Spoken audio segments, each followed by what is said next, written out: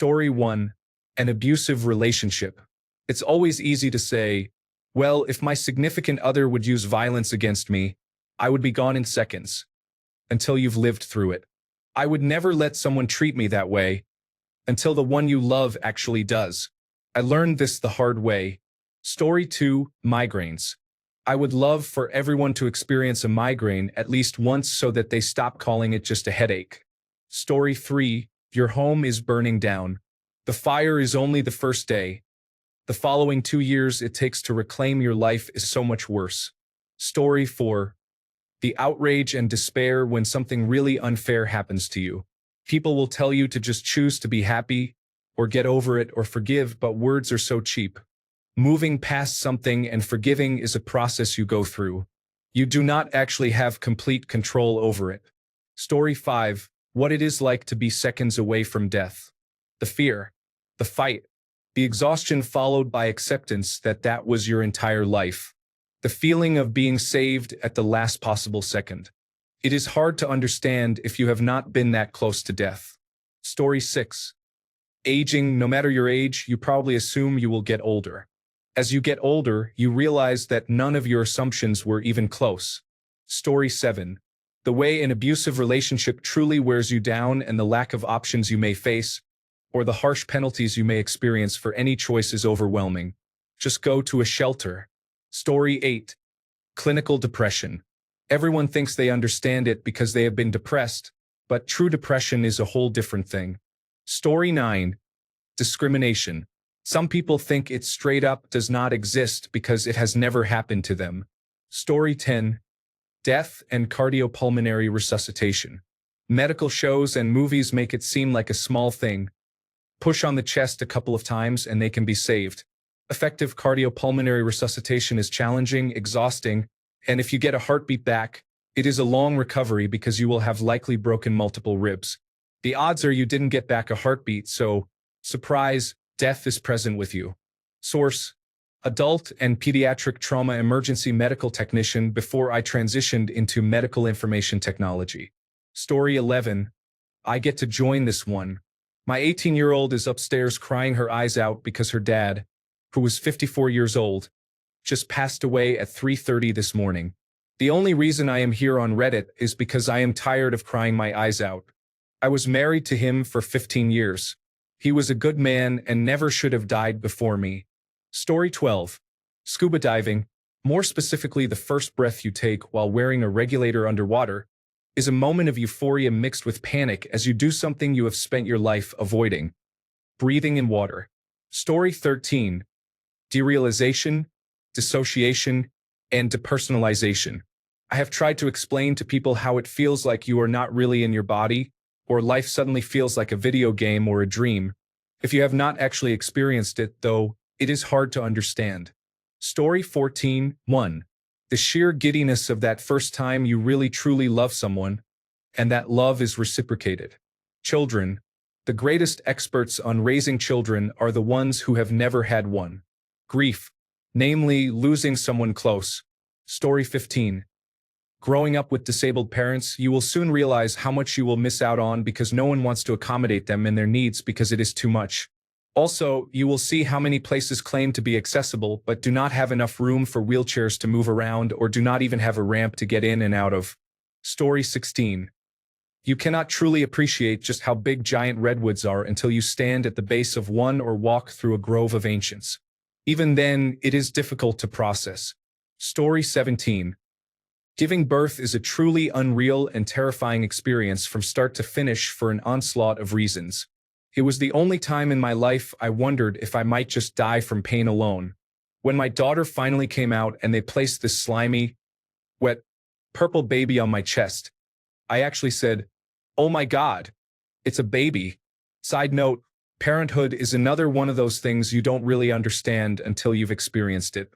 Story 18. Helplessness. Being physically unable to stop what is happening to you because you are too weak and overpowered. You just have to let it happen, ride it out, and wait. Being truly helpless is far different from feeling that way. Story 19. Psychedelic mushroom trip, dimethyltryptamine, lysergic acid diethylamide. We do not really have enough words to describe the psychedelic experience.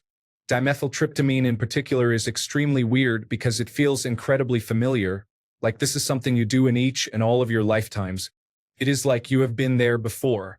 Mushrooms, in a way, make me feel more like myself than I usually am, like a return to who I really am and always was.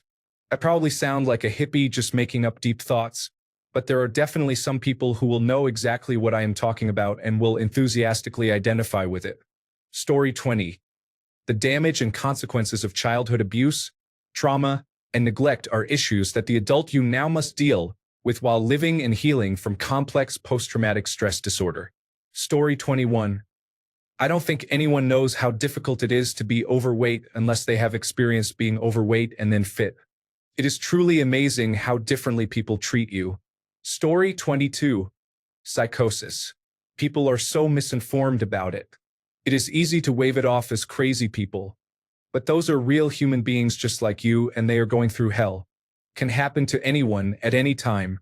Even just not sleeping for a few days can induce it for some people. It is terrible, terrifying. In the most helpless and confusing moments, people treat you like trash and dismiss or outright abuse you.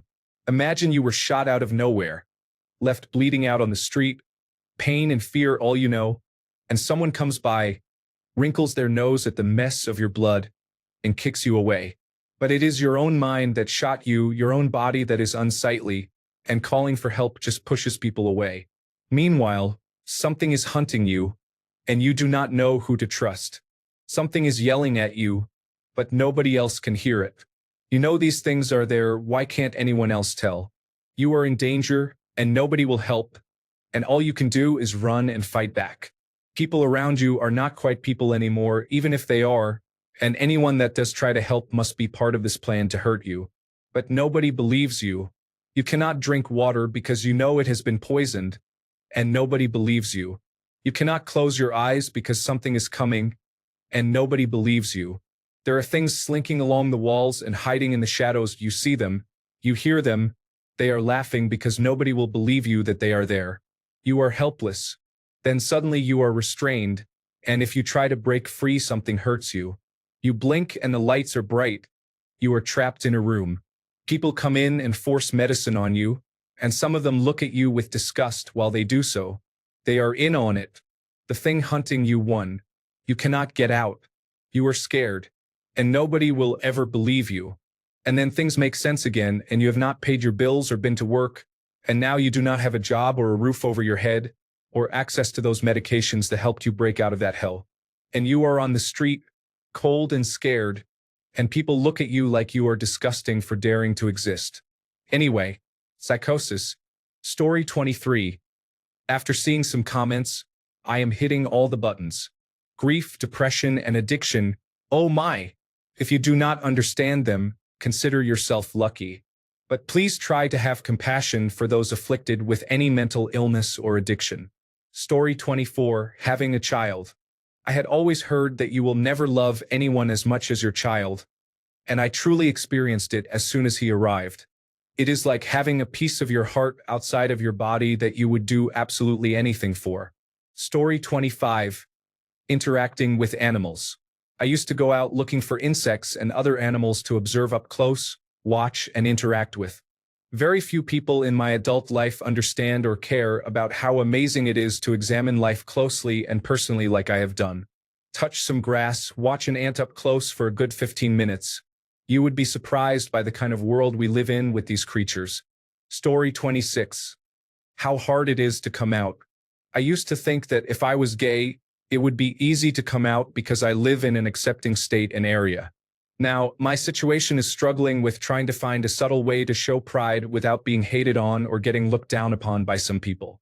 I thought that 90% of people at my school were accepting, but I was really wrong just because I didn't know how subtly people could be bigoted.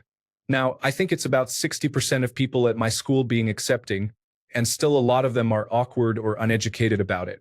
Story 27. Death of a child. My firstborn, only son died last year at 13 years old. I fight every day to keep living for my two daughters. Story 28. Getting complimented on being skinny when you got there through unhealthy means like bulimia is such a weird mix of pride, shame, and a push to do it more, all while you have a little voice of sense that tells you not to. It is a bad idea, but I have gotten this far. I want to see how much further I can go. People like me better this way, and I constantly obsessively watch anything food-related just mindlessly. It is astonishing how empty your head is, and looking back, you realize you were probably some sort of manic and also not all there because you were so deprived. Even now that you are healthy, you sort of want to go back because people were nicer. They cared more. You were prettier. It was exhausting, but it was nice to feel nice. Never feeling happy in your body is exhausting in its own right. Story 29. Having to put your pet down. It's just such a deep feeling of overwhelming sadness. It truly breaks your heart. It's so painful. The people who have never owned their own pet, never bonded with a pet, have absolutely no idea how gut-wrenching it is. Then you have those folks that say, it's just an animal. Those people have absolutely no comprehension of what loving another being fully and totally feels like. They have no idea what it's like to have a true bond with another being. When they have been there for you at your rock bottom, you've gone through years with them, you've had a routine with them. When you come home, your little buddy is the one to greet you at the door. Your house feels like home with them there. Having that deep connection with them feels like they are literally a part of you. They have no idea what it's like to watch your little buddy take their last breath and die in your arms. They have no idea what it's like to have the being that you have loved dearly taken away from you as you watch them be physically taken away, and all that you have left of them is a hair clipping, paw imprint, memories, and some photos. That is all you have left of those years, and that is all they leave behind. No amount of photos will ever be enough. I have hundreds of photos on my phone. I should have taken more. Why didn't I take more? And, my God, the love that you have for them is then shelved away in a place in your heart and replaced by grief. It's a heavy feeling on your heart that will always be there. In time, the heaviness is dug deeper down, but it's still there. It will always be there. They will always have a piece of you. I wish my boy was here one more day so I could love him again for one more day, to make way for the grief and replace it with love for one day. I almost forget what it's like to love him because grief has been in its place for so long. It's been 3 years and it's still there. It's such a hard thing to do. It's a hard decision to make, to schedule it in your calendar like an appointment for them to leave this earth. That is your obligation as a pet owner. Though, that is your duty. Make sure they leave this earth peacefully, that they don't know a day of suffering if it can be helped. It has to be done. But, my God, it's so painful. Story 30. Being robbed when a weapon is involved is a serious situation. Many people seem to think they know how they would handle it, but they do not understand the initial shock a person experiences when realizing what is happening. They believe that because they carry a gun, it would instantly resolve the situation, but it would not. Story 31. Severe, crippling, suicidal-level depression, post-traumatic stress disorder, and agoraphobia. No one really understands, and it is difficult to explain because even living with it does not allow for easy understanding of this struggle. Story 32. Infertility. No, I can't just adopt. No, I don't want one of your badly behaved children. And no, I'm not glad I can do what I want. Edit. It's also physically painful.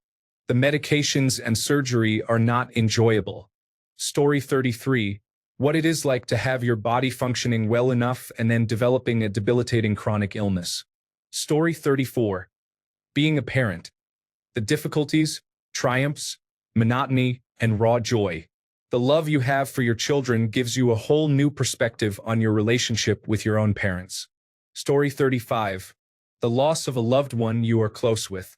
Also, how long-term abuse such as child abuse and domestic violence affects your life long-term, especially without therapy.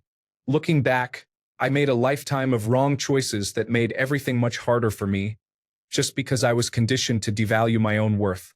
Story 36. Coming from a small town, different cultures and ways of life actually exist. It's one thing to read about something or someone in a magazine or hear about it on television, shows, movies, the news, and so on. It's another thing entirely to meet or see those people in real life. It doesn't matter if you are in favor of this or against that. It feels like realizing the Star Wars universe is real, and you've been living in a bubble. If you are going to a small town, always consider attending a college or working in a larger city. Story 37. Seizures. You lose your memory for a little bit and it really affects you. It is also not enjoyable to regain your memories. Story 38. Trauma. Just because you have experienced trauma, it does not mean that you have experienced the same trauma or the same level of trauma. Thanks a bunch for sticking around till the end of the video. Remember to subscribe, and until next time, stay awesome and goodbye.